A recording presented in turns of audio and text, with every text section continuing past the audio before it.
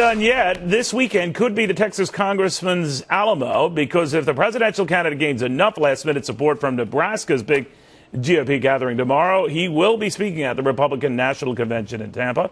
And I guess this, whether the Romney camp likes it or not, on the phone with us now is Congressman Ron Paul. Congressman, I always thought these speaking things were set in stone by the nominee, not necessarily. No, in theory, not. The party has a lot to do with an RNC, and the rules have something to say about it too. On who gets the rules dictate who gets to be nominated, as well as not only for president but vice president as well.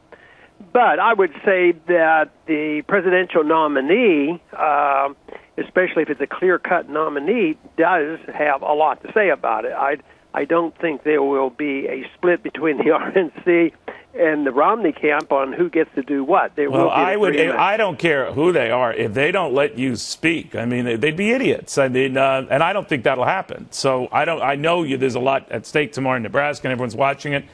But I'd say that would be political suicide if you were relegated to the sidelines. That's my opinion. But.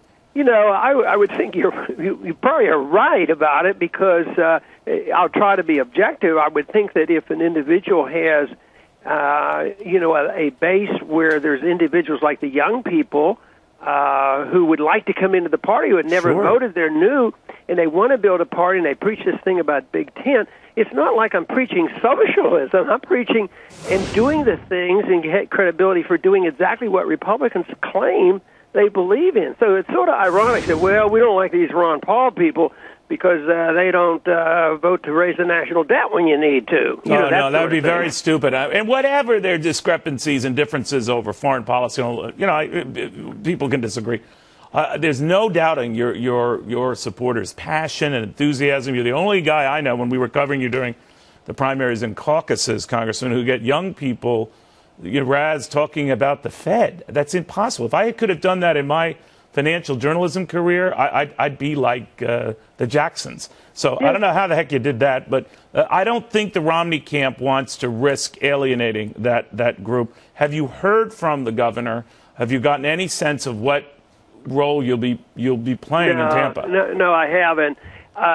Some of our staffs have talked, and that's indirectly and off the record and this sort of thing, and I've gotten the sense that maybe the party, the RNC, is more open to allowing me to have a presence there.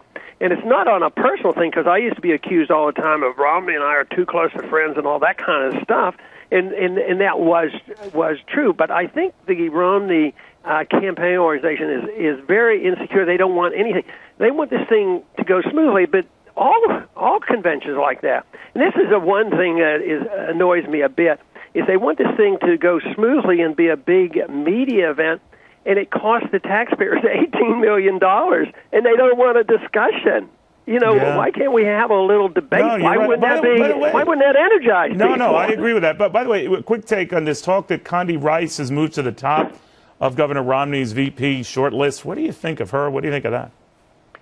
Well, I was really, really surprised that is the case. I would be pretty amazed if she were to be picked. So, what would you think if she were? You're not a fan, obviously, of the whole Iraq War. No, I mean, I can understand philosophically why she might, because even though she talked about, along with Bush in the year 2000, about a humble foreign policy, and I thought, wow, maybe we're going to get a humble foreign policy and no nation building, but it didn't turn out that way. So she would fit the bill for him, but it wouldn't help the Ron Paul supporters, because they would like a different foreign policy. We'd like a foreign policy that George Bush talked about in the year 2000. No nation building. But you're saying that your supporters wouldn't like her as a pick.